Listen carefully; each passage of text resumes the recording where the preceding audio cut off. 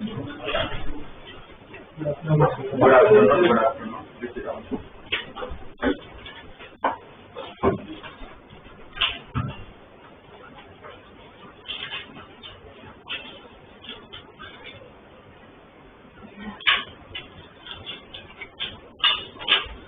You are able to down this discussion.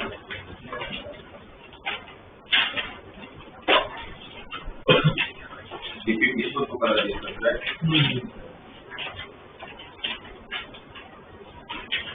बताओ आपको बताओ.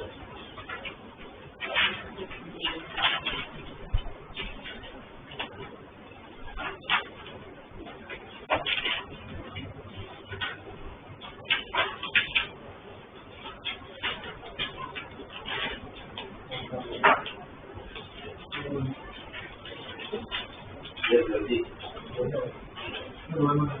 119. या तो रेंडम के कर दो या ऐसे कहीं पर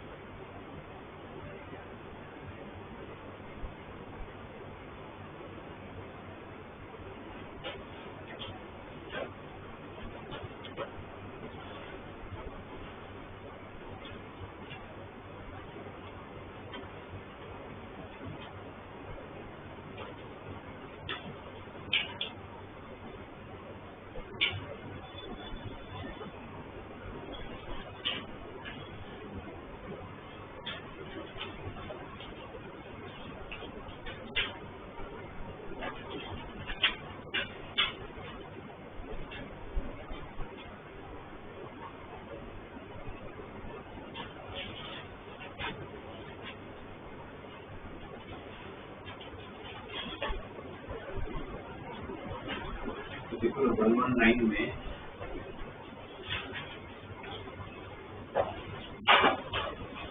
आप लोगों को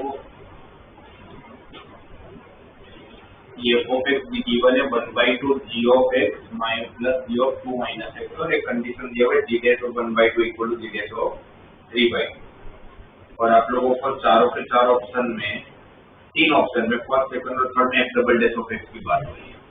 लास्ट ऑप्शन में f dash of 3/2 plus f dash of 1/2 1 दिया हुआ वो गलत है, वो देख के पता चल रहा है।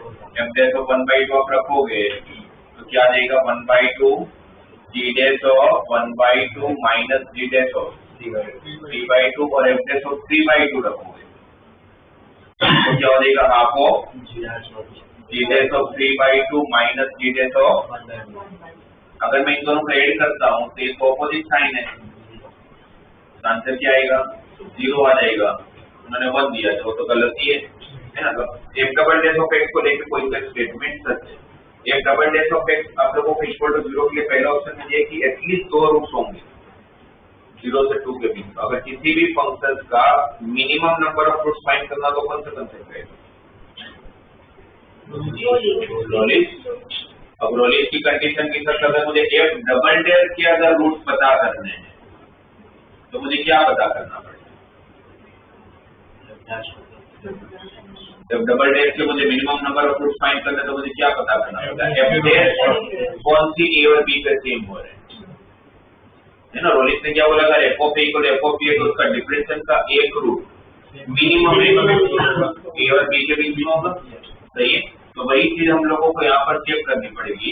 जब डबल डैश की बात है तो हमें f डैश को लेके चेक करना पड़ेगा। f डैश को लेके जब चेक करोगे तब देखो तो पहले तो f डैश हो, अच्छा ये दोनों सेम कब होंगे 1 पे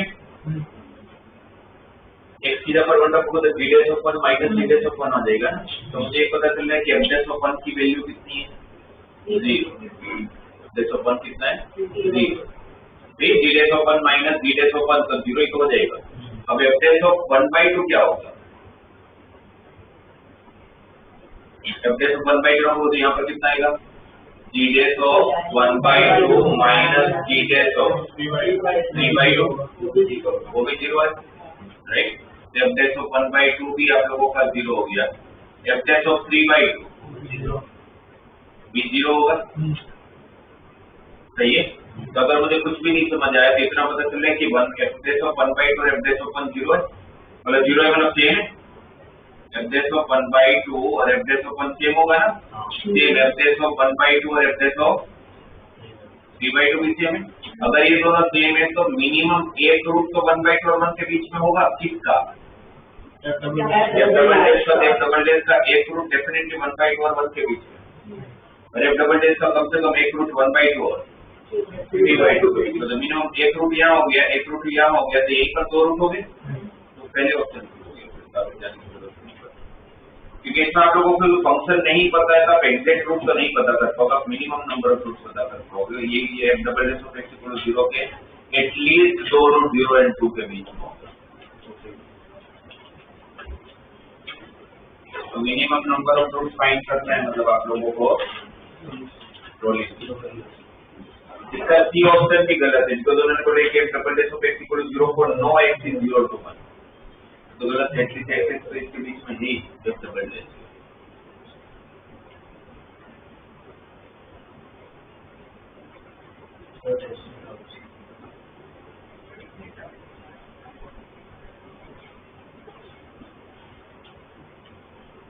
114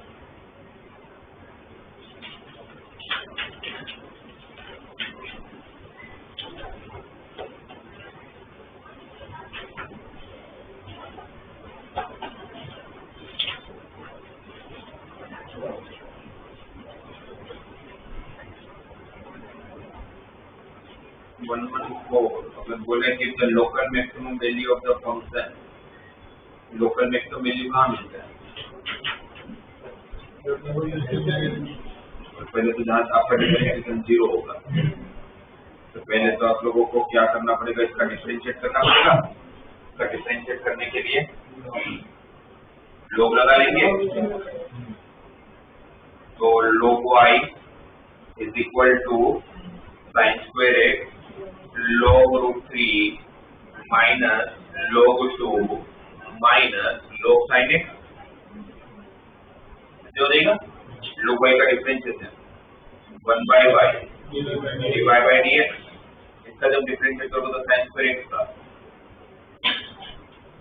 sin 2x तो sin x cos x ना, तो टेम्पररी ऐसे ही रहेगा पूरा का पूरा, तो इसको जैसा था वैसे वापस लिख देता हूँ log 0 root 3 divided by 2 sin x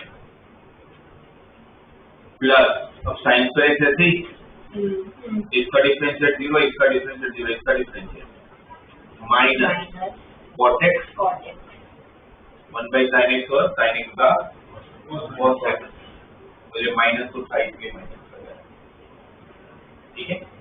और इसको अब डिवाइड बाय dx से y क्रॉस मल्टीप्लाई, ये y के साथ आपके पास आया sin 2x into log root 3 by 2 sin x minus sin square x into cot x, और इसको भी सेम बनाना है 0, सबसे सही पॉइंट मिलेगा हम लोगों को, y 0 हो नहीं सकता है, क्यों नहीं हो सकता?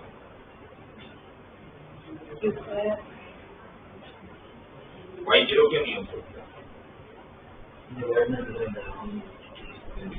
तो y एक्सपोनेंशियल फंक्शन है, एक्सपोनेंशियल फंक्शन हमेशा पॉजिटिव ही होता है, इसलिए वो 0 नहीं हो सकता, राइट। तो 0 इसी को होना पड़ेगा, अब 0 अगर इसी को होना पड़ेगा तो sin 2x और sin square x cot x में से sin x cos x common है, sin 2x to sin x होता है, तो sin x cos x होता है, तो अगर यहाँ से मैं sin x cos x को अगर कॉमन ले लूं तो अंदर क्या रहेगा log of root 3 divided by 2 sin x minus अगर sin x cos x, अगर cot x को क्या लिखोगे तो sin x sin x तो कट हो गया होगा एक बार, और cos x sin x आपने कॉमन ले लिया तो -1 इक्वल टू 0, अब sin x का cos 2 log sin 2x,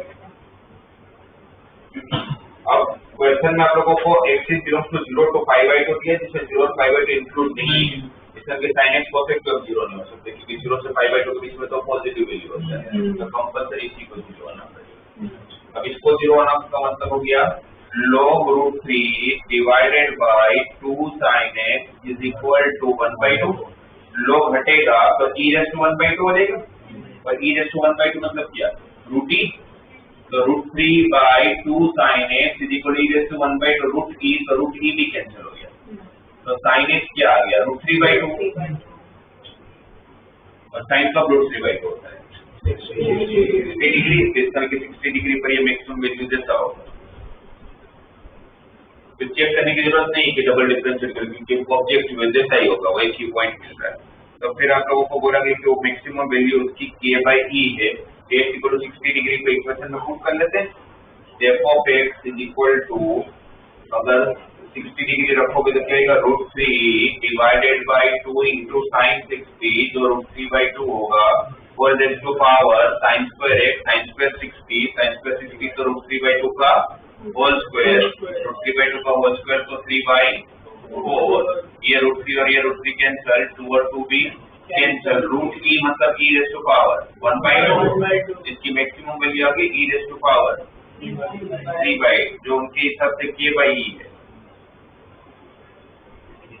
तो k की वैल्यू ये e को cross multiply 3 by 8 plus 1 11 by 8, अब ढूंढना क्या था k by e raise to 8 plus k raised to 8 divided by e raised to 5 plus k raised to 8, तो k की वैल्यू अगर यहाँ पर रखेंगे e raised to 11 by 8 में से अगर 8 e कटेगा तो 11 by 8 minus 1 3 by 8 बचेगा, 3 by 8 और 8 का t क्यूब बचेगा, है ना।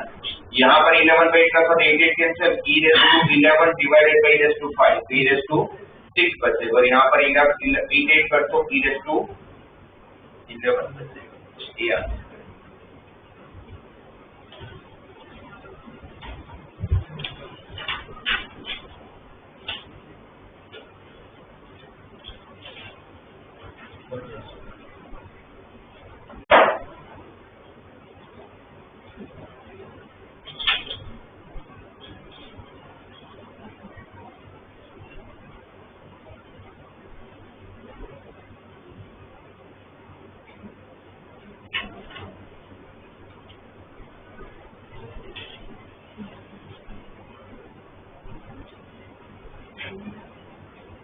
82.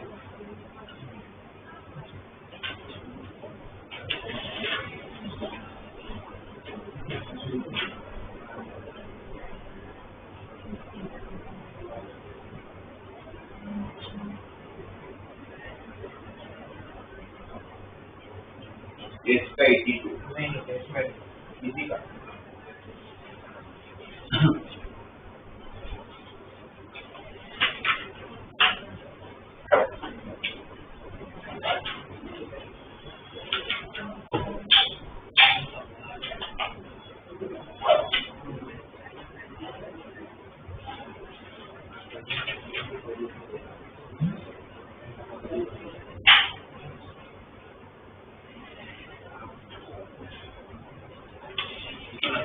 पहले अगर चेक करोगे तो 82 क्वेश्चन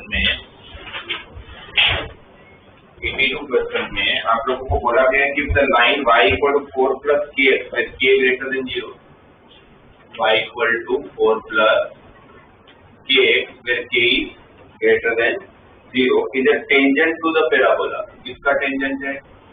y इक्वल टू, जिसका डिफरेंशिएशन जो होगा वो क्या करेगा, आपको टेंजेंट का स्लोप दे देगा, है ना। अब आगे बढ़ते हैं। एट द पॉइंट P, ये टेंजेंट है कौन से पॉइंट पर? पॉइंट P पे, and V is the vertex of the parabola, then the slope of the line through P and V। तो इसका वर्टेक्स पता करने के लिए इसको, ये कौन सा फॉर्म है पैराबोला का? शिफ्टेड फॉर्म है ना। तो शिफ्टेड फॉर्म को कन्वर्ट करने के लिए परफेक्ट स्क्वायर बनाते थे। परफेक्ट स्क्वायर बनाने के लिए एक्स स्क्वायर के साथ का कोएफिशिएंट हटा लेते थे, माइनस से दोनों साइड मल्टीप्लाई कर लेंगे तो क्या आएगा यहाँ पर? X square minus x. Perfect square बनाने के लिए कितना ऐड करोगे? 1/4। तो ऐसे इसके साथ इक्वेट होता है ना, ये 1/2 है, 1/2 का स्क्वायर 1/4 हुआ, ये 1/4 उस तरफ शिफ्ट हुआ तो minus y plus 1/4 equal to x minus 1/2 का होल स्क्वायर। x माइनस 1/2 का whole square equal to minus common तो y minus 1/4। Again shifted form x minus s का square equal to 4 into y minus k। कहाँ shift हुआ है?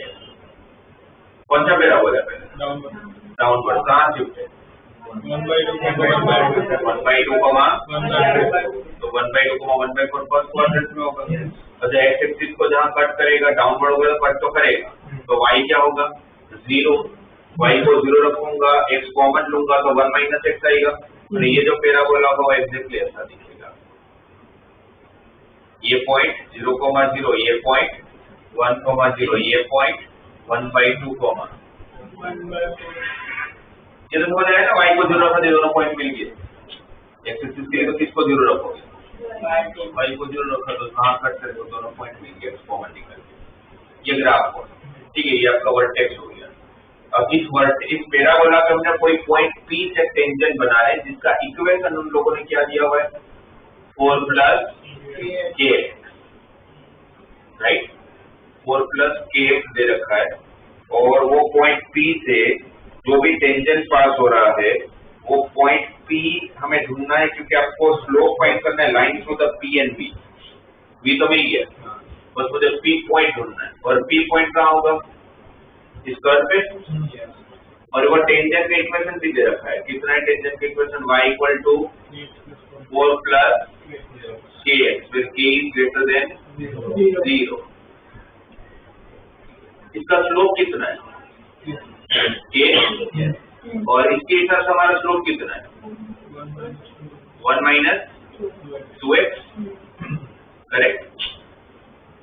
तो 1 minus 2x is equal to k, तो 1 minus k/2 is equal to x। k को shift कर लिया, x कितना है? 1 माइनस k/2।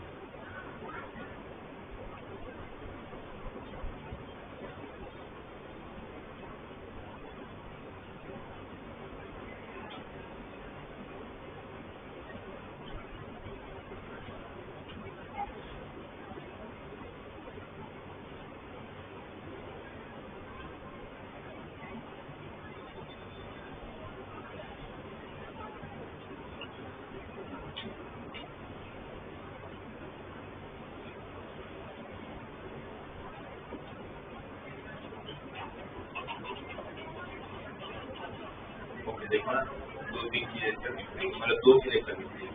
ये आपका dy बाई dx है, ठीक है। कौन से पॉइंट पर हम टेंजेंट बना रहे हो, पॉइंट दिया नहीं, वही ढूंढना है हमें। तो मैंने P पॉइंट के कोऑर्डिनेट को यहाँ पर सपोज मान लेते हैं कि टेंजेंट बना रहे हैं, राइट। इस पॉइंट का कोऑर्डिनेट मैंने ले लिया x1, y1। ये जो मैंने डिफरेंशिएट किया इसमें x1, y1 रखना पड़ेगा मुझे स्लोप के लिए। तो मेरा स्लोप कितना देगा 1 माइनस 2x1, 1 माइनस 2x1। तो टेंजेंट का इक्वेशन क्या होगा, y minus y1 equal to m into x minus x1। y को सब्जेक्ट बनाया तो 1 माइनस 2x1 into x minus constant में कौन कौन आएगा 1 माइनस 2x1 इंटू x1, और ये माइनस y1 तीन तरफ शिफ्ट होगा तो प्लस y1 होगा।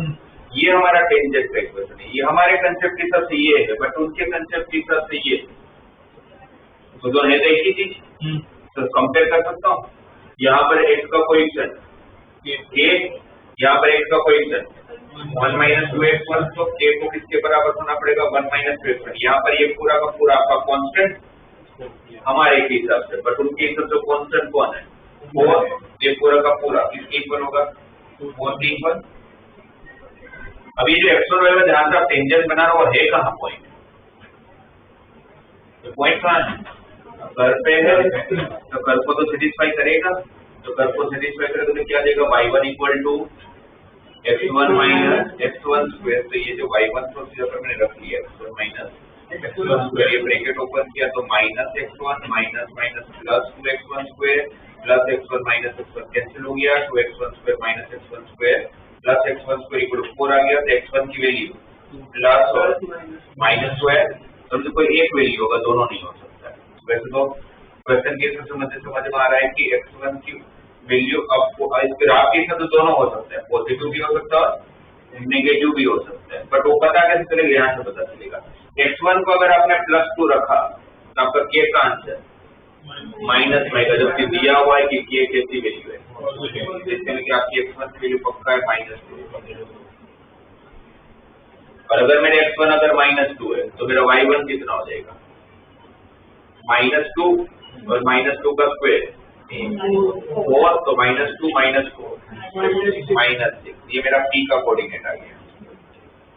x1 -2 y1 -2। तब मुझे ये पॉइंट और ये पॉइंट से जो लाइन बनता होगा उसका स्लोप फाइंड करना है। स्लोप फाइंड करने के लिए y2 minus y1 -6 -1/4 divided by -2 -1/2। दो पॉइंट से तो स्लोप ऐसे निकालोगे y2 minus y1 upon x2 minus x1, solve करोगे तो क्या आ रही है -25/4 और ये -5/2। माइनस माइनस कट कर लेते हैं, ये 5 और 25 को कट करें तो 4 नीचे आएगा, 2 ऊपर जाएगा, तो answer is 5/2।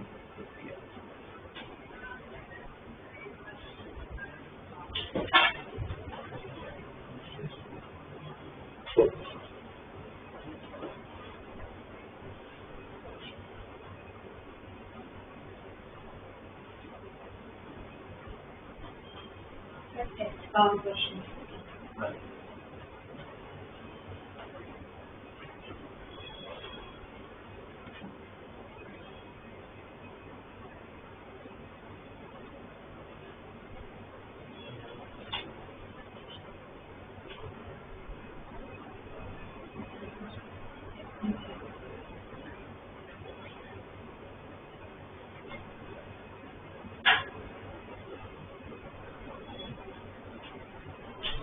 Question number 15.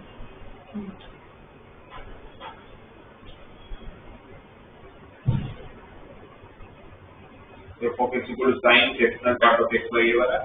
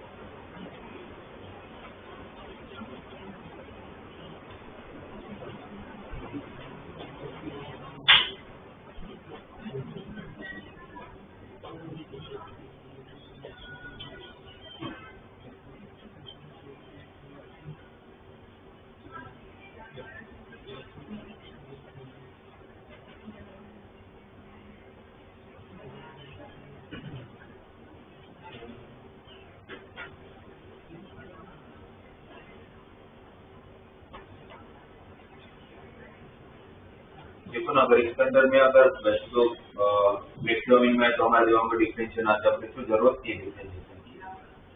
Sign plus cos की मैक्सिमम वैल्यू कहाँ होती है? Sign x plus cos x का मुझे बताओ रेंज क्या होता है? Sign x plus cos x का रेंज माइनस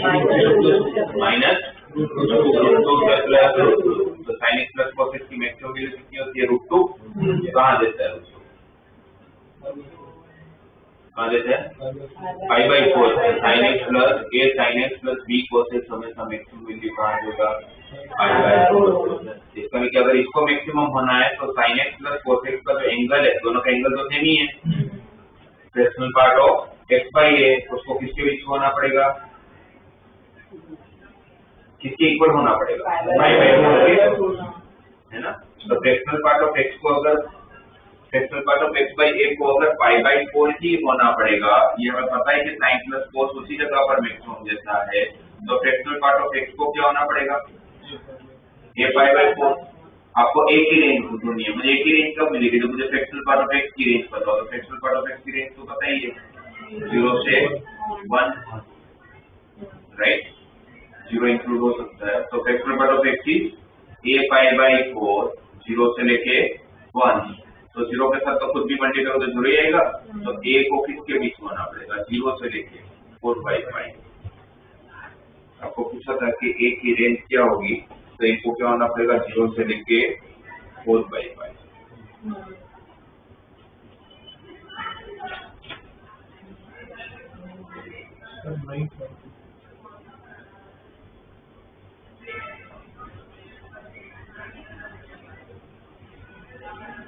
फिर कौन सा? 9।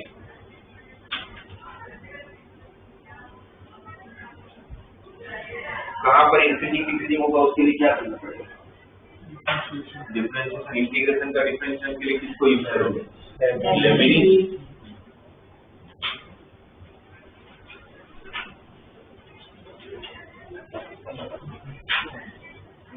अगर यहाँ पर 9th में हमें f of x is equal to 0 to x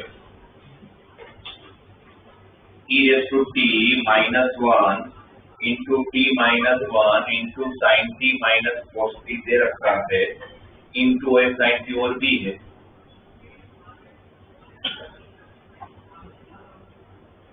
और -π/2 से 2π के बीच में अपने को पता करना है f of x कहाँ पर डिक्रीजिंग होगा। तो ठीक है ना, इसका डिफरेंशिएशन करते हैं। इसका डिफरेंशिएशन करोगे तो क्या होगा? f of x लेबनिज़ की तरफ से अपर लिमिट का डिफरेंशिएशन से x का डिफरेंशिएशन 1 क्या बचेगा?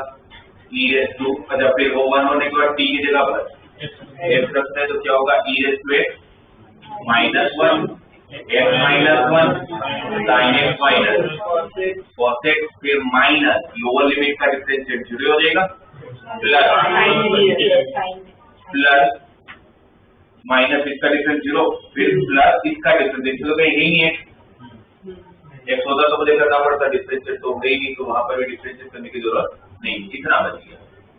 इसको किसके इक्वल होना है? 0 जिसको इक्वल के लिए सॉरी अपने को तो इंक्रीजिंग डिक्रीजिंग जाना है, सॉरी मैक्सिमम। जिसको क्या होना पड़ेगा? अगर डिक्रीजिंग है, स्ट्रिक्टली डिक्रीजिंग बोला हुआ है f of x is decreasing, जिसको क्या होना पड़ेगा? Less than 0। अब ये लेस देन 0 कहाँ होगा ये अपने को देखना है। ये लेस देन 0 होने के लिए आपके नंबर लाइन पर कौन कौन से रूट्स आएंगे?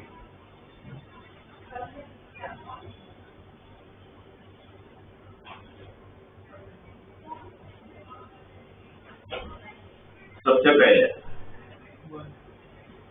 अच्छा रेंज भी दिया था इसमें -π/2 से 2π होगा, -π/2 से 2π। तो लेकिन डायरेक्टली आप लोगों को -π/2 से 0 मतलब एक बार फोर्थ क्वाड्रेंट में क्लॉकवाइज घूमना है, ठीक हुआ ना? -π/2 से 0 और 0 से 2π पूरे एक सर्कल घूमना है। इसके बीच में ये पहले चेक कर लेते हैं। sin x minus cos x 0 होने के लिए sin x को cos x के इक्वल होना पड़ेगा। sin x equal to cos x कौन से क्वाड्रेंट में हो सकते हैं? फर्स्ट और थर्ड। फर्स्ट में कहाँ 0 होगा? 5/4 में। थर्ड में कहाँ 0 होगा? 5 + 5/4 में। ठीक है, ये sin x कहाँ 0 होगा?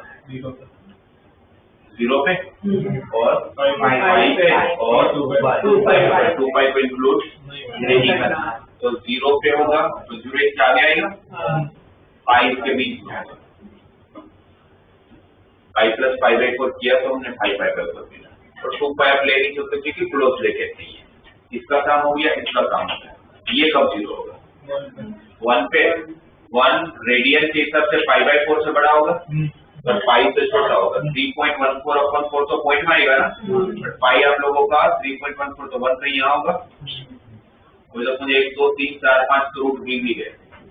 फिर यहाँ आ गया e⁻x = 1 कब होगा? जब x 0 होगा। e⁻0 1 होता है, तो 0 ऑलरेडी हम लोग ले चुके हैं। सिस्टम की 0 आप लोगों का रिपीटिंग रूट हो गया। यहाँ पर भी 0 पे वो 0 है और यहाँ पर भी एक 0 पे 0 हो रहा है ना, ध्यान दीजिएगा इस पे। अब हम साइन चेक करते हैं, एक बार साइन चेक कर लेते हैं। 5/4 से बड़ी वैल्यू अगर रखा जाए, 5/4 जब बड़ी वैल्यू, अगर एंगल के टर्म्स में देखोगे तो 5/4 मतलब कितना डिग्री हुआ? 225। 225 से बड़ी वैल्यू कोई भी पुट कर लेते हैं 2π तक में, सपोज 270 रख लेते हैं। 270 अगर रखता हूँ तो ये वैल्यू -1 cos 270 0 sin 270 -1, ये माइनस माइनस प्लस हो जाएगा। 5/4 से बड़ी वैल्यू मतलब 270 डिग्री रखा, 3π/2 3π/2 ना, 3π/2 1 से तो बड़ा ही होगा, है ना। तो ये पॉजिटिव, ये दोनों नेगेटिव नेगेटिव पॉजिटिव हो चुके थे। e⁻3π/2 -1 ये भी पॉजिटिव, तो पूरा आंसर ही प्लस आया, राइट। तो यहाँ पर माइनस, यहाँ पर प्लस, यहाँ पर माइनस, यहाँ पर, यहाँ चेक करना पड़ेगा तो 0 रिपीटिंग रूट, ऐसा नहीं को सेम साइन दे देता हूँ। तो 0 से बड़ी वैल्यू पे पॉजिटिव है, तो 0 से छोटी वैल्यू में एक बार चेक करके देख लेते हैं। 0 से छोटी वैल्यू सपोज मैं -1 रखता हूँ, तो अगर मैंने -1 रखा तो e⁻1 1/e-1 नेगेटिव में जाएगा, -1 नेगेटिव में जाएगा, नेगेटिव में जाएगा। यहाँ पर -1 रखा आप लोगों ने, तो कौन सा क्वाड्रेंट में गया? फोर्थ। -1 मतलब कितना रेडियन, -1 मतलब कितना डिग्री हुआ? -57 degree 16 minute 22 second, 1 radian 57 degree 16 minute 22 second होता है।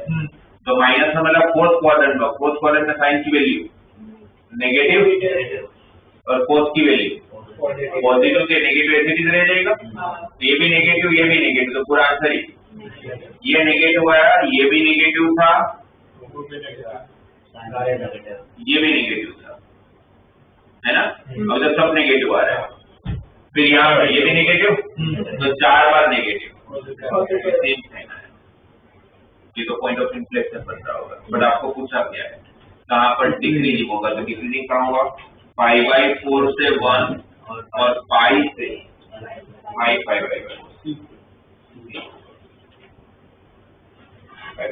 1 और 5 से 5/4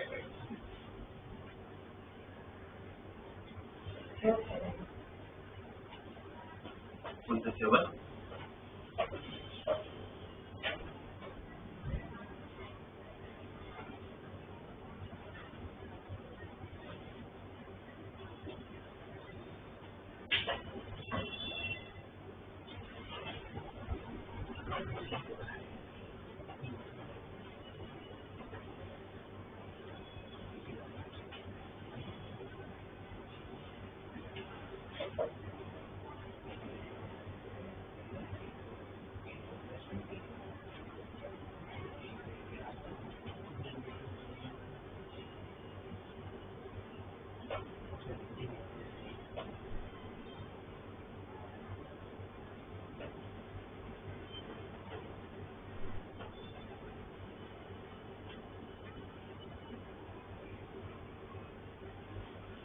इसमें वापस वही बोला गया कि अगर फंक्शन अगर इंक्रीजिंग है for all real values of x तो एक की रेंज क्या होगी, तो वापस डिफरेंशिएट करेंगे। अगर डिफरेंशिएट किया तो f ऑफ x, तो वापस लेविनिस x का डिफरेंशिएट 1, जहाँ t होगा वहां पर x रख देंगे, तो log 2 of log 3 of log 4 of cos t plus cos x plus a close, और -0 का डिफरेंशिएट तो 0 होगा, अंदर है ही नहीं है तो डिफरेंशिएट करना नहीं है।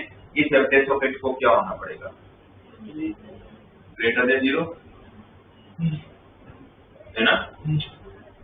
अब आप लोगों को यहाँ पर मॉड है तो वैसे भी ग्रेटर देन 0 होगा, सही है ना, राइट। तो मुझे वो टेंशन नहीं कि फंक्शन इंक्रीजिंग है, और मुझे बस ये टेंशन है कि लॉग का जो डोमेन है, क्योंकि आपको ये भी तो देखना पड़ेगा लॉग हमेशा सिर्फ पॉजिटिव वैल्यू के लिए एग्जिस्ट करता है, तो आपको यहाँ से देखना पड़ेगा कि ये पूरी वैल्यू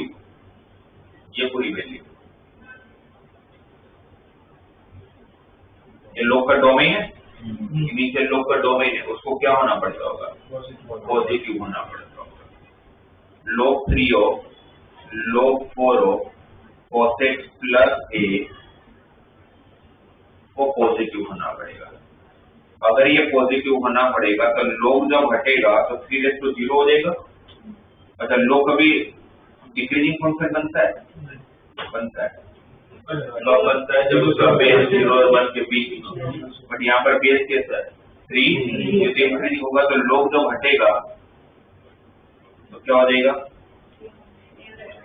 इनइक्वालिटी सेम रहेगा 3 1, फिर वापस log हटेगा तो cos x plus a greater than 4:1 4, तो फिर cos x का रेंज क्या आ गया, greater than 4 minus a, cos x को 4 माइनस a से बड़ा होना पड़ता होगा, और cos x को अगर 4 माइनस a से बड़ा होना पड़ता होगा, 4 माइनस a को लेस देन cos x होना पड़ता होगा। cos x की रेंज क्या होती है, -1 से 1, तो 4 माइनस a अगर cos x से छोटा है तो फिर 4 माइनस से कंफर्म है कि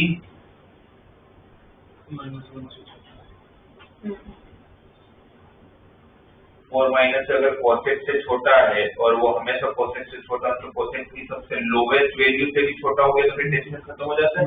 तो हम बोल सकते हैं 4 माइनस a को -1 से छोटा होना पड़ता होगा।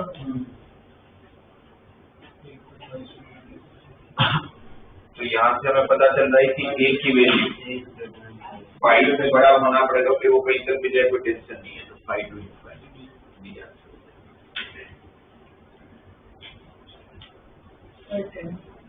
n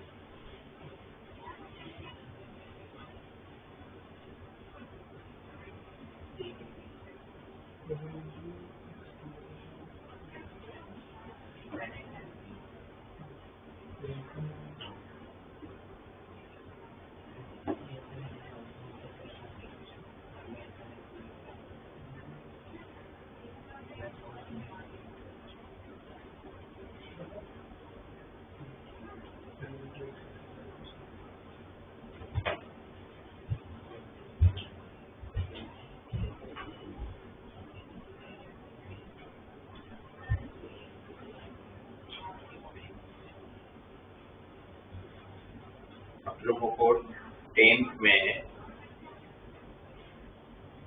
क्वेश्चन समझ आया, किसका डिफरेंशिएट करना, कॉस्ट ऑफ फ्यूल का, है ना।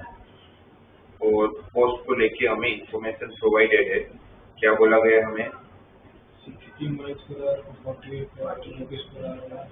तो फिर the fuel charges for running a train are proportional to the square of the speed generated in miles per hour। अगर वो स्पीड को अगर हम लोग कुछ मान ले, सपोज h मान लेते हैं, and cost rupees 48 per hour at 16 miles per hour, the most economical speed if the fixed charges, that is salaries etc amount of rupees 300। दो कॉस्ट होते हैं ना, वेरिएबल कॉस्ट होता है फिक्स फोर्स होता है, फिक्स फोर्स तो लगना ही लगना है 300 वाला, राइट। जो वेरिएबल कॉस्ट होगा, जो फ्यूल का कॉस्ट है, वो क्वेश्चन के हिसाब से किस पे डिपेंड कर रहा है, स्पीड पे, और डायरेक्टली प्रोपोर्शनल बोला है, स्क्वायर ऑफ द स्पीड। तो फ्यूल के चार्ज को अगर C माने तो C is proportional to the V square, तो C equal to KV square. और वो K की वैल्यू पता करने के लिए हमें ये दिया हुआ है कि कॉस्ट कितना उसका ₹48 per hour at 16 miles per hour, उसको कॉस्ट 48 लग रहा है कब, तो वो उसकी स्पीड कितना होता है 16 माइल्स पर आवर, बराबर है। तो K कितना देगा 48/16 का स्क्वायर, 3/16, तो C कितना आ गया, मतलब टोटल कॉस्ट कितना हो जाएगा। लास्ट में आप डिफरेंशिएट किसका करोगे, most economical speed if the fix charge is that is salary etcetera amount of ₹300 per hour. तो most economical speed total cost कितना होगा 300 plus KV square, KV square मतलब 3/16 स्क्वायर, ये होगा ना, राइट। अब मोस्ट इकोनॉमिकल स्पीड मतलब most economical speed का मतलब इधर किसी हो गया कम से कम पैसे लग रहे हो, है ना, इकोनॉमी वाइज वो सबसे मोस्ट इकोनॉमिकल होना चाहिए। तो हम डिफरेंशिएट अगर ये कॉस्ट का कर ले किसके रिस्पेक्ट में, V के रिस्पेक्ट में, अगर V के रिस्पेक्ट में अगर इसका डिफरेंशिएट करते हो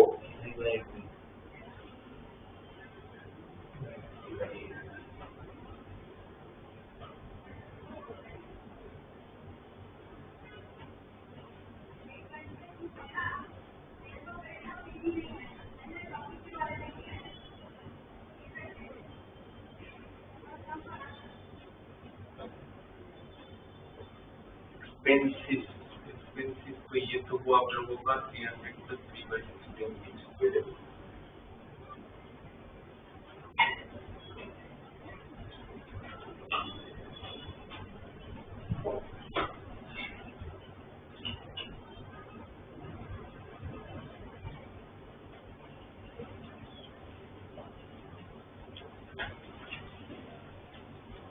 ये भी तो मैटर करता होगा ना एक्सपेंस में, तो भाई चल कितनी रही है ट्रेन, डिस्टेंस भी तो कितना कवर कर रही है तो मैटर करेगा, भाई कितने माइल्स चली है, तो डिस्टेंस क्या होगा, सॉरी टाइम क्या होगा, डिस्टेंस बाय स्पीड है ना। तो डिस्टेंस को अगर D ले ले या S ले ले तो क्या हो जाएगा, ये तो हो गया आप लोगों का टोटल एक्सपेंसेस जो लगेगा, वो एक्सपेंसेस जो लगेगा टोटल वो कितना हो जाएगा 300 + 3/16 V स्क्वायर। आप कुछ चलाओ या नहीं चलाओ इतने रुपये तो लगने ही लगने, और 3/16 V स्क्वायर आप लोगों का फ्यूल का कॉस्ट हो गया, ये पर आर का कॉस्ट हुआ। ऐसा मैं अगर T आर चला रहा हूं और टाइम मतलब क्या होगा डिस्टेंस बाय स्पीड, स्पीड को हमने भी ले रखा है ना, सही है ना। तो हमें इसका डिफरेंशिएट करना होगा, इसका डिफरेंशिएट करोगे तो किसके रिस्पेक्ट करोगे, V के रिस्पेक्ट में, तो D/dV 300 × D/V, तो डिस्टेंस तो फिक्स होगा ना भाई, मुझे कहां से चालू करके कहां खत्म करना है, तो 300 - 300 D/V स्क्वायर प्लस 3D/16, क्योंकि V स्क्वायर और V एक बार कट हो जाएगा, एक बार V का डिफरेंशिएशन 0 हो जाएगा, हम सर 1 हो जाएगा, कितना बचेगा ना। और इसको फिर हम इक्वल टू 0 स्टेशनरी पॉइंट के लिए, तो 3D/16 is equal to 300 D/V square, D को कट कर सकते हो, कंफर्म है ना, D 0 तो नहीं होगा, और 300 तो V स्क्वायर इक्वल टू 1600, तो V equal to 40 miles per hour, miles से रखा है ना, तो आप लोगों का मोस्ट इकोनॉमिकल स्पीड होगा 40 माइल्स पर आवर। बिल्कुल आंसर वही है, क्या बोल सकते ये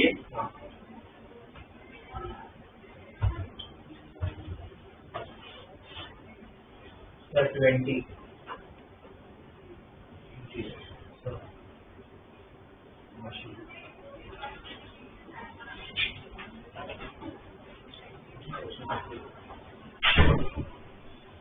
सर 20।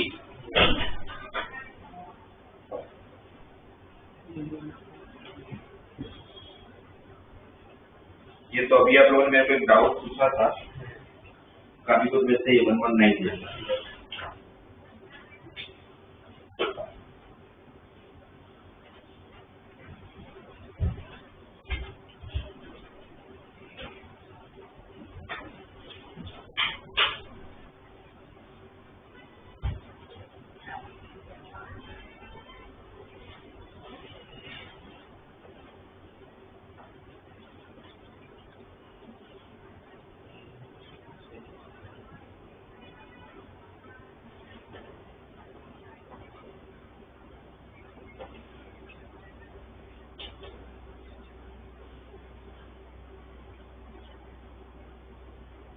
तो 20 में आपको बोलेगा कि f of x be a non-constant twice differentiable function. Define one minus infinite to infinite. F of x equal to f of 1 minus x and f dash of 1 by 4 equal to 0.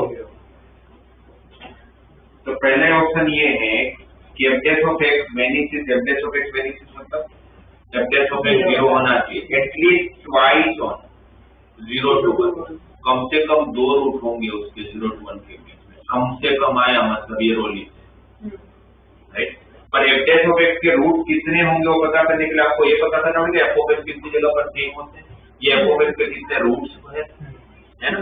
तो ये आप लोगों का अगर एक statement दिया हुआ है f of x equal to f of 1 minus x और f of 1 by f dash of 1 by 4 0 है, f dash of 1 by 4 0 है ना।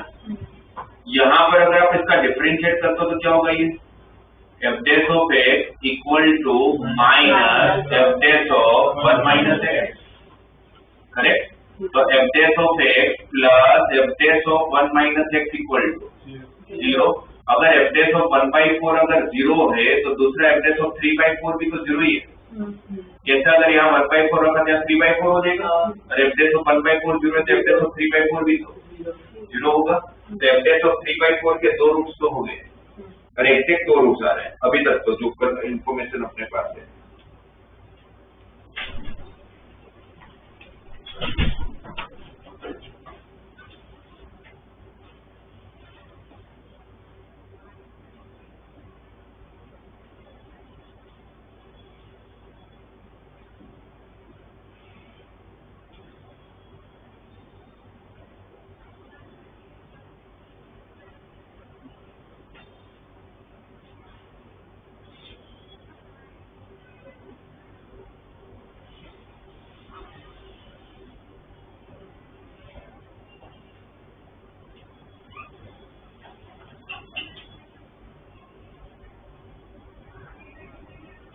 और एक उसका तीसरा भी रूट होगा ना, अगर 1 by 2 रख दिया जाएगा तो 1 by 2 के दोनों सेम हो रहे हैं ना domain, f dash of 1 by 2 plus f dash of 1 by 2, तो 2 time f dash of 1 by 2 equal to 0, f dash of 1 by 2 भी 0। तो ये f dash के रूट्स मिल रहे हैं, अगर f dash के रूट्स मिल रहे तो मुझे f dash के कितने रूट्स हो गए, 3 तो ही है, एक 1 by 4, एक 1 by 2 और एक 3 by 4। The f dash of x vanishes at least twice on 0 to 1, तो ट्रू हो गया।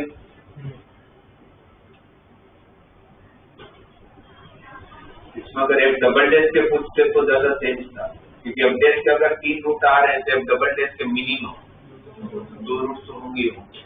वेट बट उन्होंने f डैश का ही पूछा है, आंसर क्या है, मतलब करेक्ट कितने स्टेटमेंट हो, तो ये स्टेटमेंट करेक्ट हुआ। फिर नेक्स्ट स्टेटमेंट में जाते हैं, क्या f dash of 1 by 2 0 होगा, यस ये भी ट्रू हो गया। फिर थर्ड पे चले जाते हैं, माइनस 1 by 2 से 1 by 2 f of x plus 1 by 2 sin x ये हो गया y गई,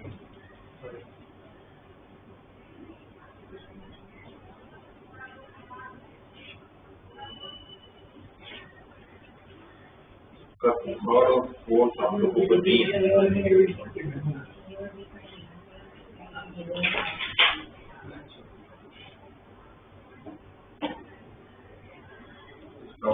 इसका थर्ड फोर्थ नहीं पता चलेगा आपको, मतलब तो डेफिनेट इंडिकेशन की प्रॉपर्टी है दोनों की।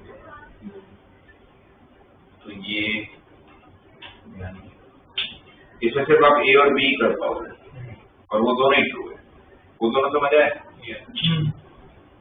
इसमें और एक डबल डैश का पूछना चाहिए था सीओडी के हिसाब से, एक डबल डैश के मिनिमम कितने रूट्स होंगे, तो क्या बोलते हैं अपने दो।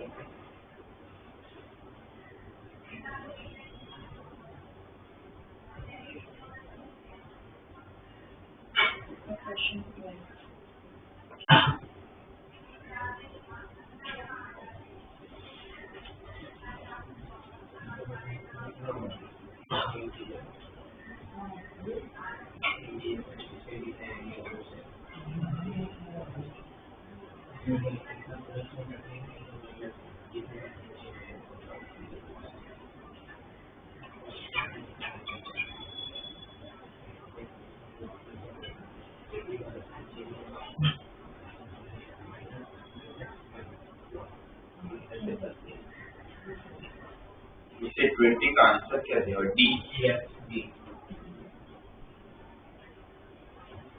इसके सी और डी भी ट्रू है, बट वही मैंने बोला है सब आप लोग को इंटीग्रेशन से भी पता चलेगा। ठीक है, कौन सा 17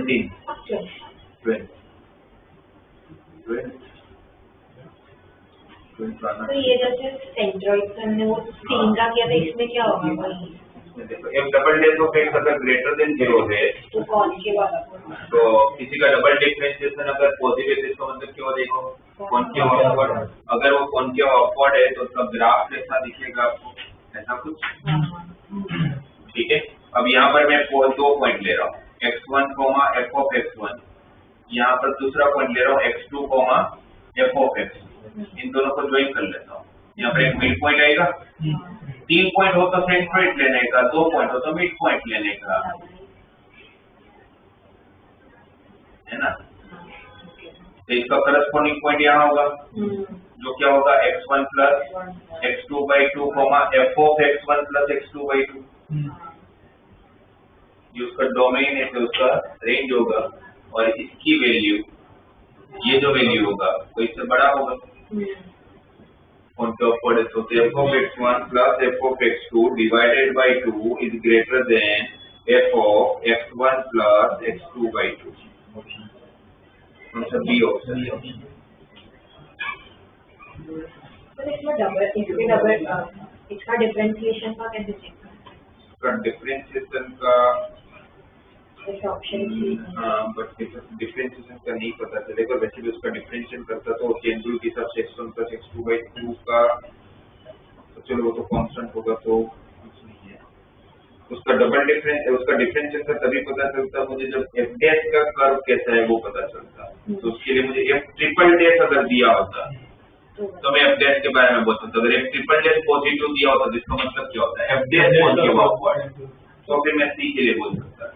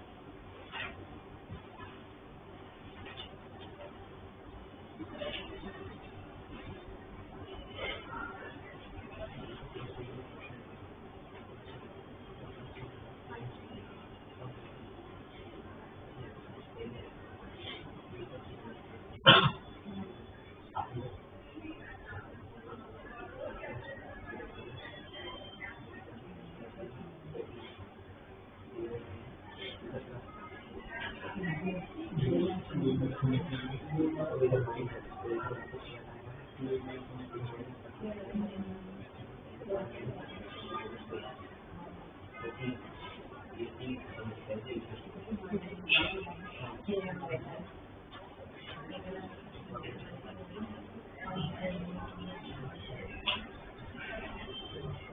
ना, ये आपको एफ ऑफ एक्स दिया हुआ है, ये आपको जी ऑफ एक्स दिया हुआ है और T is between A to B. Lagrange apply करते हो तो लाग्रांज क्या होता है, F of B minus F of A upon B minus equal to F dash of C. इसका differentiation -2 by x cube, x को सी रख दिया है। यहाँ पर लाग्रांज अप्लाई करोगे तो G of B minus ji of A upon B minus A और 1 बाई एक्स का differentiation -1 by x square, x को सी रख दिया तो -1 बाई सी स्क्वायर, वो जी डेश ऑफ सी हो गया। अब क्वेश्चन के साथ एफ ऑफ बी माइनस दोनों को अगर डिवाइड करूंगा तो क्वेश्चन में जो दिया हुआ आ जाएगा F of B minus F of A upon ji of B minus ji of A, cut हो जाएगा और सामने F dash of C upon G dash of C, मतलब -2 by C cube upon -1 by C square, minus minus cut, C square ऊपर गया, सी cube नीचे आया तो 2 बाई सी बचा, राइट। अब आपको पूछा गया है कि f of B minus F of A upon ji of B minus ji of a का जो आंसर आएगा वो उसको और ए और बी को अगर मैं रिलेट करूंगा तो क्या है ए और बी का, हमें पता चला आंसर कितना आ रहा है 2 बाई सी। क्या अब ऑप्शन अगर चेक करो तो क्या वो ए और बी का अरिथमेटिक मीन है, ए और बी का अरिथमेटिक मीन तो कैसे लिखता हूं, ए प्लस बी बाई 2। अब सी अगर अरिथमेटिक मीन ऑफ अगर ए और बी होता तो ए प्लस बी बाई 2 आपका सी होता है ना। आपको पूछा गया है कि c is the arithmetic mean of a and b, तो अरिथमेटिक मीन है तो एससी बी एफबी में डायरेक्टली मतलब यही हुआ ना उनका, करेक्ट। फिर बी बोला है कि वो जियोमेट्रिक मीन होगा ए और बी का, ए और बी का अगर जियोमेट्रिक मीन होता तो आपका आंसर क्या आता, रूट ए बी आता, राइट। ए सी बी जीपी में होता, इसके हिसाब से सी आप लोगों का ए प्लस बी बाई 2, इसके हिसाब से सी आप लोगों का रूट ए बी और जियोमेट्रिक मीन हो गया, ठीक है। हार्मोनिक मीन अगर ए बी सी अगर एसपी में है तो फिर 1 बाई ए 1 बाई बी और 1 बाई सी किसमें होगा, एपी। हार्मोनिक प्रोग्रेशन और अरिथमेटिक प्रोग्रेशन के बीच में क्या रिलेशन होता है, रेसिप्रोकल होता है। अगर एबी से अगर एसीबी, एसीबी अगर एसपी में है तो उनका रेसिप्रोकल एपी में हो जाएगा और उनका रेसिप्रोकल एपी में है तो 1 बाई सी किसके बराबर, सी किसके बराबर 2ab अपॉन ए प्लस बी, उसका हार्मोनिक मीन।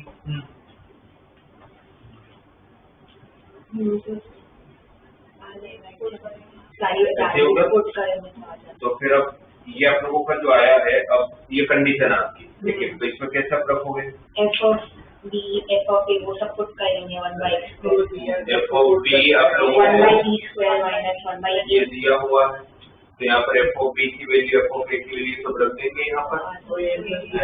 तो फिर आप लोगों को इसमें से कौन सी कंडीशन में चलती है, कुछ भी मैच नहीं हुआ तो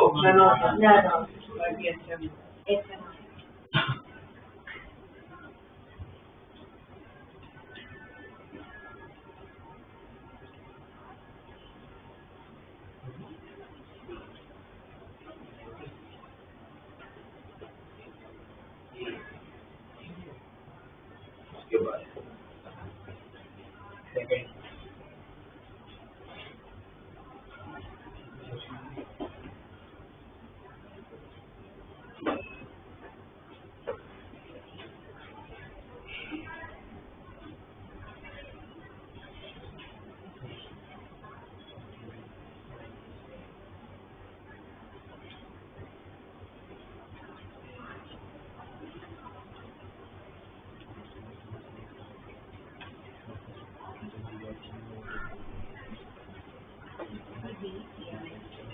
सेकंड वाला जो क्वेश्चन है उसमें आई डोंट थिंक सो ए और डी का एक्सेस कोई यूज है, और स्मार्ट वर्क करोगे तो आपको क्या बोला उसके अंदर, सेकंड वाले क्वेश्चन में अल्फा बीटा गामा जो है रूट से, किसके रूट से, x cube minus x square minus 1 के रूट से।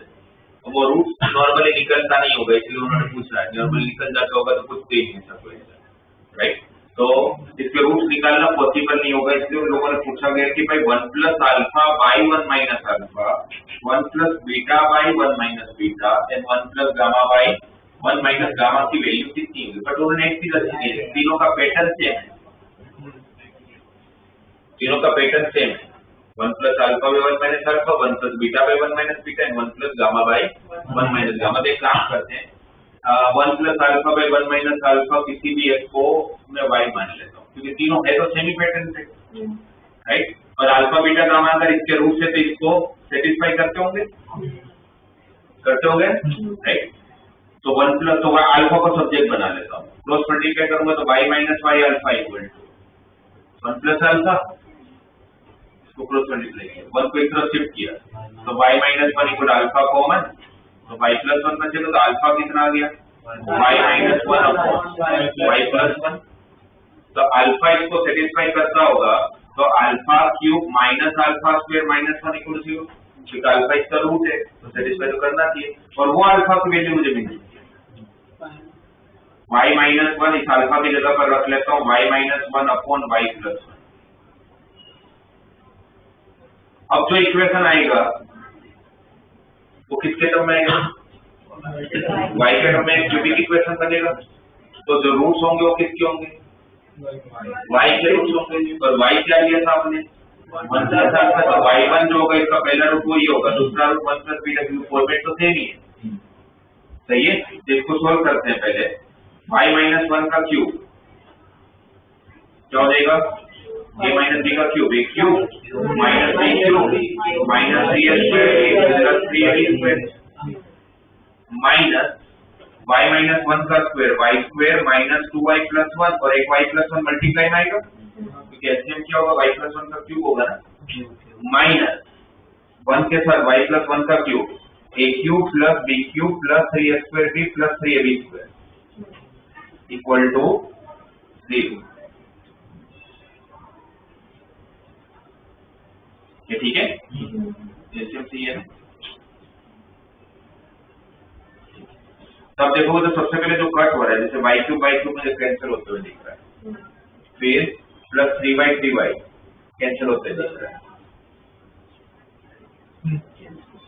1 का क्यूब तो 1 ही होगा, फिर minus 1 minus 2 minus 3y square minus 3y square minus 6y square. अब यहाँ पर भी तो ब्रैकेट ओपन करूंगा, तो ब्रैकेट ओपन करो तो y square into y cube plus y square minus 2y square minus 2y plus y ये minus y cube plus y square minus 2y square minus y square minus 6y square minus 2y plus y minus plus y।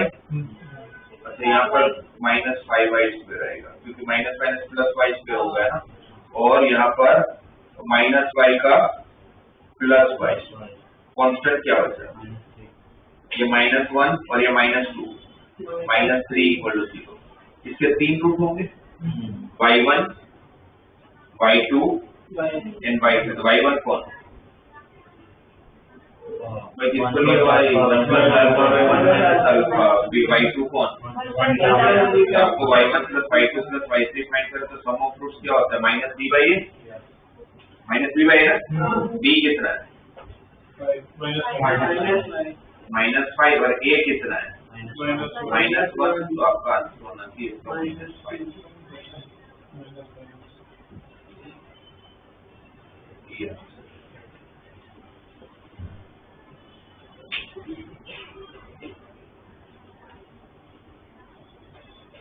इस तरह से आप लोग सोच सकते हैं।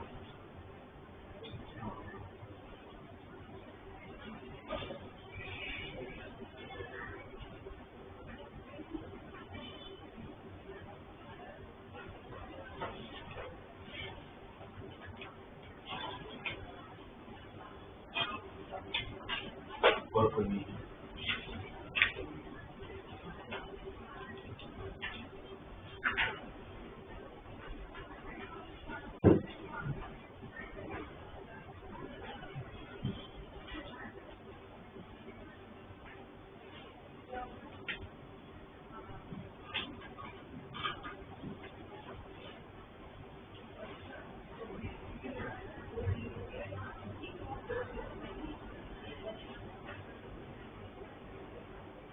ये 109 में मिस्टेक क्या थी? स्टेटमेंट हम लोग tan इनवर्स 1 by अल्फा ये डिपेंड करता और वो लास्ट सेकंड स्टेटमेंट भी tan inverse alpha plus 1 bye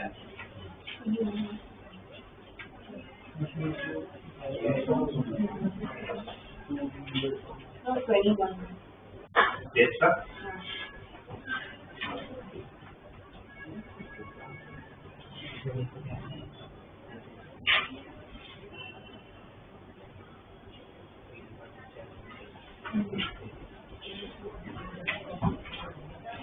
देखो ना 21 में आपको बोले the number of real solution उसका पावर सेवन को तो सॉल्व करना आता ही नहीं है, उसका डिफरेंशिएट करो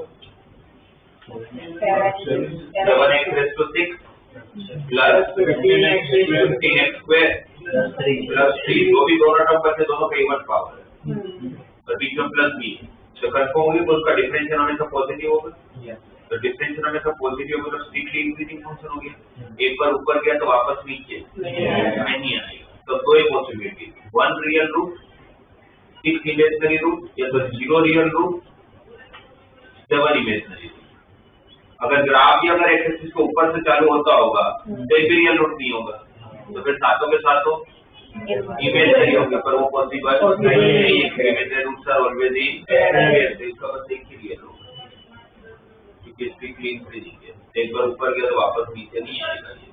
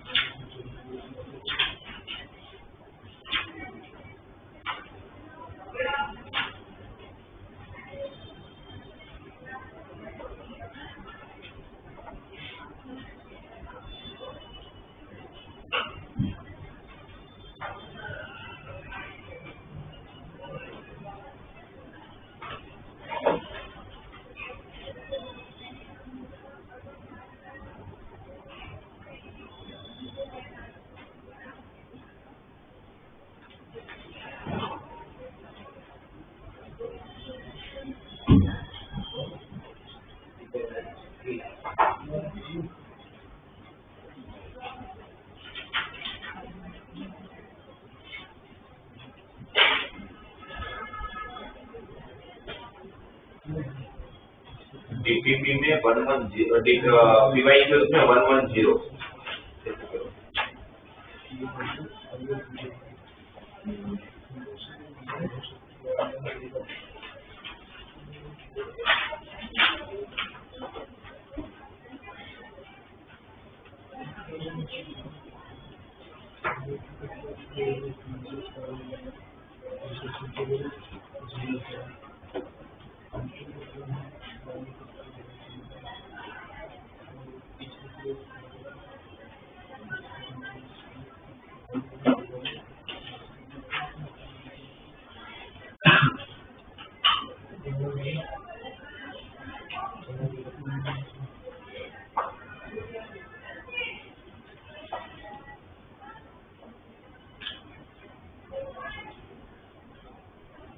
पहले तो सिंप्लीफाई करेंगे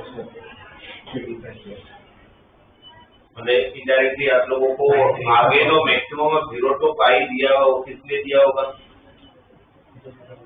वो रेंज है उसका कोई काम जो 0 to पाई का रेंज है और आपको फंक्शन की मैक्सिमम वैल्यू ढूंढनी है कौन सी रेंज में 0 to पाई के रेंज में तो फिर जैसे नॉर्मल करते हैं वैसे इसका डिफरेंशिएट करूंगा फर्स्ट डिफरेंशिएशन उसको इक्वल टू 0 कर लूंगा बट फर्स्ट डिफरेंशिएट करने के लिए x का तो डिफरेंशिएट 1 हो जाएगा बीच का टर्म को sin 2x पहले लिख लेंगे sin 2x का डिफरेंशिएशन 2 cos मतलब -2 cos 2x और प्लस sin 3x का 3 cos 3x तो 3 पर कोई मतलब प्लस cos 3x ही बचेगा तो क्या हुआ आपका differentiation 1 -2 cos 2x plus cos 3x और फिर उसको 0 लेंगे और cos 2x को क्या लिख लेंगे फिर 2 cos square x -1 और cos 3x को 4 cos क्यूब है माइनस 3 cos x, तो पूरा एक cos x का क्यूबिक इक्वेशन आ जाएगा। और फिर वो क्यूबिक इक्वेशन आने के बाद फिर मेरे हिसाब से एक आध रूट डायरेक्टली पता चल जाता होगा, +1 -1 ऐसा कुछ, और फिर सिंथेटिक मेथड से बाकी के रूट पता कर लेंगे। फिर वही डबल डिफरेंशिएट नंबर लाइन लेके पता कर लेंगे कौन मैक्सिमम है। मेरे हिसाब से इसमें 3 रूट आते होंगे तो उसमें 2 मिनिमम आते होंगे, एक मैक्सिमम आता होगा, तो जो मैक्सिमम आता होगा उसको रखेंगे। 1 1 1 कर लोगे ना फिर ये तो 1 1 1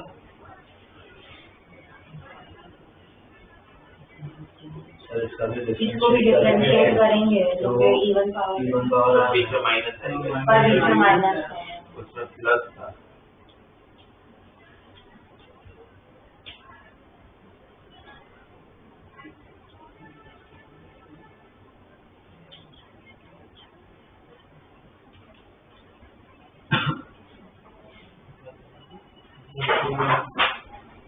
तो इसमें वो क्वाड्रेटिक का प्लस माइनस वो करके साइन चेंज कितने साइन चेंज से maximum number of real roots और minimum number of real roots पता चलता है, तो ये नहीं पता चलेगा कि इसको कितनी बार कट कर रहा है। इसमें आप देखो मेन तो वही करना चाहिए, पहले तो डिफरेंशिएट करके अगर इंक्रीजिंग डिक्रीजिंग समझ आ जाए तो उससे तो अच्छी बात कुछ नहीं। जैसे डेट्स में था वो क्वेश्चन में समझ में आ रहा था कि भाई वो इवन पावर थी और सारे प्लस भी है तो हमेशा पॉजिटिव होगा, इसमें प्रॉब्लम वो माइनस कर रहा है। तो फिर ऐसे क्वेश्चन करने का सबसे इजी तरीका ये है कि साइन कितनी बार इंटरमीडिएट वैल्यू लगा रहा हूँ, साइन कितनी बार चेंज हो रहा है। मतलब अगर मैं फंक्शन में अगर 0 रखता हूँ तो मेरा आंसर 2 आएगा, तो पॉजिटिव है, राइट। 1 रखता हूँ तो 1 पे भी पॉजिटिव ही आएगा। 2 रखो, 2 रखोगे तो 2 का क्यूब 2 raised to 5 32 है ना, 32 नेगेटिव आ रही है, तो इसका मतलब कि एक रूट तो कंफर्म है 1 और 2 के बीच में, कैसे, क्योंकि 1 में पॉजिटिव दिया 2 में नेगेटिव दिया, तो एक रूट तो कंफर्म हो गया, राइट। एक रूट कंफर्म हो गया, 2 पे पॉजिटिव दिया नहीं 2 पे नेगेटिव दिया, अब 3 पे चेक करो, कंटिन्यू चेक करते जाने का। 3 पे जब चेक करोगे 3 पे भी अगर उसने पॉजिटिव या नेगेटिव दे दिया पर कितनी बार साइन चेंज हो रहा पता चल जाएगा, ठीक है ना। बराबर जैसे रहते तो कब तक चेक करें, नहीं ऐसा नहीं है कि उसका साइन चेंज हो गया तो साइन चेंज हो सकता है, मतलब ऐसा नहीं। फिर जैसे हमने अब माइनस में भी तो रख के देख सकते हैं ना, माइनस में जैसे रखा हमने -1 रखा तो -1 पे क्या आ रहा है, -1 पे माइनस +20 नेगेटिव आएगा ना, तो माइनस पे नेगेटिव है, 0 पे पॉजिटिव था, एक रूट तो -1 और 0 के बीच में ही हो गया। एक रूट जब -1 और 0 के बीच में हुआ, एक रूट 1 और 2 के बीच में हुआ, तो 2 रूट तो हो गए, तो 3 पे इमेजिनरी नहीं हो सकता, तो 3 का पक्का है, 3 बार तो एक्स एक्सिस को कट करेगा। 2 तो कंफर्म हो चुके हैं हमारे, सही है। 2 कंफर्म, अगर मैं ये मान सकती हूँ कि 2 ही होंगे तो फिर 3 इमेजिनरी होना पड़ेगा ना, इमेजिनरी तो नहीं हो सकता, ये तो पक्की बात है कि 3 तो रूट और एक मुझे साइन चेंज कहीं मिल गया तो फिर 5 हो जाएंगे, तो और एक अगर साइन चेंज मिल गया तो -2 पे -2 पे पॉजिटिव देखा, -2 raised to 5 -32 -2 का क्यूब -8 तो 160 हो गया, +160 हो गया ना, और वो -100 तो ये भी पॉजिटिव हो गया, तो -2 पे भी पॉजिटिव हो गया, -1 और -2 के बीच में भी है, तो 3 हो गए, 3 हुए तो ये हो सकता है क्योंकि 3 रियल रूट और 2 इमेजिनरी, ये हो सकता है।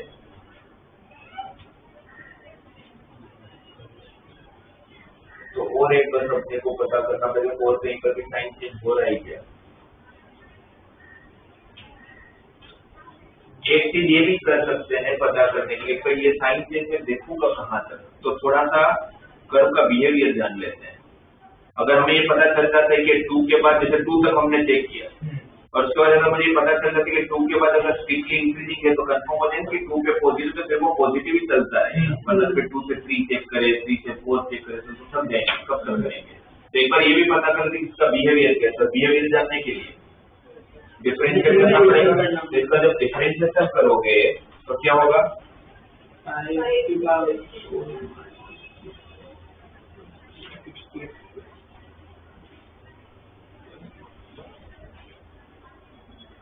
डिफरेंशिएट किया तो क्या हो जाएगा 5x⁴ माइनस 60x² प्लस 50। थोड़ा इजी करने के लिए x² को t ले लेते हैं, है ना। तो क्या होगा 5t² माइनस 60 प्लस 50, 5 कॉमन ले लेते हैं, t² माइनस 20 प्लस 10 ना। डायरेक्ट तो फैक्टराइज होते हुए दिख नहीं रहा है, तो t equal to minus b plus minus root of b² minus 4ac ना, डिवाइड बाई 2a। तो कितना हो रहा है, t equal to 12 plus minus root 104 divided by 2, तो t equal to 6 plus minus root 104 4 से डिवाइड हो जाएगा, होगा ना, 2 रूट 26, तो 2 कट हो जाएगा तो रूट 26। ये ठीक है। 2 रूट कौन सा है, माइनस रूट 26 और 6 प्लस रूट 26। 6 प्लस रूट 26 से बड़ी वैल्यू रखोगे तो पॉजिटिव आता होगा, है ना। तो आप लोग कैसे पता, भाई मुझे पता है कि किसका ग्राफ ऐसा बनता होगा, अपवर्ड पैराबोला है ना। तो इसके बाद तो पॉजिटिव वैल्यू देगा, यहाँ पर नेगेटिव देगा, यहाँ पर वापस पॉजिटिव देगा। तो 6 माइनस रूट 26 मतलब 1 पॉइंट समथिंग, है ना, 0 पॉइंट समथिंग। फिर 1 पे उसने कैसी वैल्यू दिया था, मतलब इसका मतलब कि 6 प्लस रूट 26 के बाद वो इंक्रीजिंग है, 6 माइनस रूट 26 से छोटी वैल्यू के लिए वो वापस इंक्रीजिंग है, राइट। और 6 माइनस रूट 26 से लेके 6 प्लस रूट 26 के बीच में, और ये सारी वैल्यू x² की, सारी की सारी वैल्यू किसकी है, x² की वैल्यू, क्योंकि हमने t किसको लिया था, x² को लिया था। तो x² अगर हमारा 6 प्लस रूट 26 है और यहाँ पर x² हमारा 6 माइनस रूट 26 है,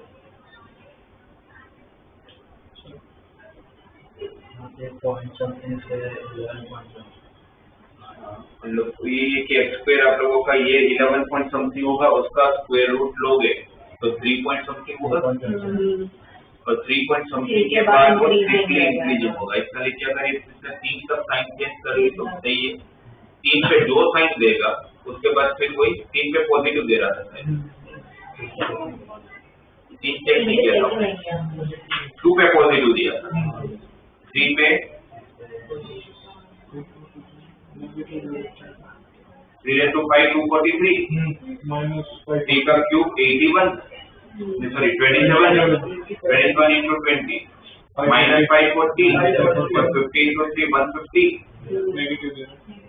243 plus 150 plus 2 और minus 540, तो नेगेटिव, और 2 पे पॉजिटिव दे रहा है, 3 पे साइन चेंज होगा, उसके बाद 3 पे नेगेटिव दिया ना, और उसके बाद वो इंक्रीजिंग है, उसके बाद अगर वो इंक्रीजिंग है तो फिर वापस एक बार कहीं ना कहीं कट करेगा, उसके बाद फिर वो कट नहीं कर पाता, इसमें किससे 500 से 500 तो थोड़ा बहुत वो बिहेवियर और थोड़ा बहुत साइन चेंज कितनी बार, और इन दोनों चीजें मिक्स करके फिर वो क्वेश्चन बना।